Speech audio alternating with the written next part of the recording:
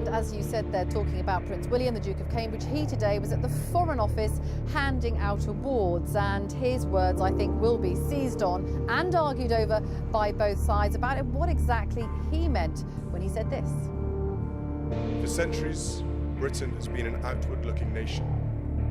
Hemmed in by sea, we've always sought to explore what is beyond the horizon. That sense of mission and curiosity is something that I know continues to drive our economy, our cultural and educational exports, and our armed forces and diplomatic service. And wherever we go, we have a long and proud tradition of seeking out allies and partners. In an increasingly turbulent world, our ability to unite in common action with other nations is essential.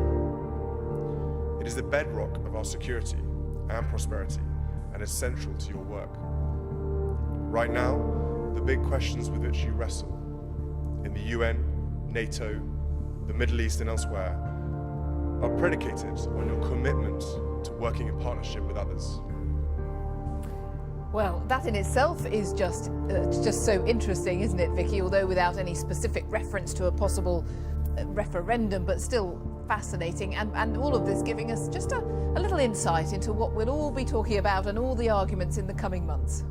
Yeah, that's right. Prince William's words will certainly be argued over. I think what's interesting is listening to them. They echo so closely some of the things we've been hearing from people like the Prime Minister and other ministers who we expect to campaign for the UK to stay in. This idea that it's a turbulent world and the best way of dealing with that is to work with others. Now, those on the other side of this will say, well, look, Prince William also talked about working closely with African countries. You don't have to be a part of the European Union to work with, cooperate and get on with other people. Now, a spokesman for the Duke of Cambridge, when asked whether there should be a political interpretation put on these words, said they wouldn't comment on that. They would let the words speak for themselves. But I think many people will feel that this is a parallel experience really to what happened with the Queen ahead of the referendum in Scotland, when she was overheard saying to a well-wisher outside the church in Balmoral that she hoped people would think very carefully before they voted in that referendum. Some will say the same, and this means the same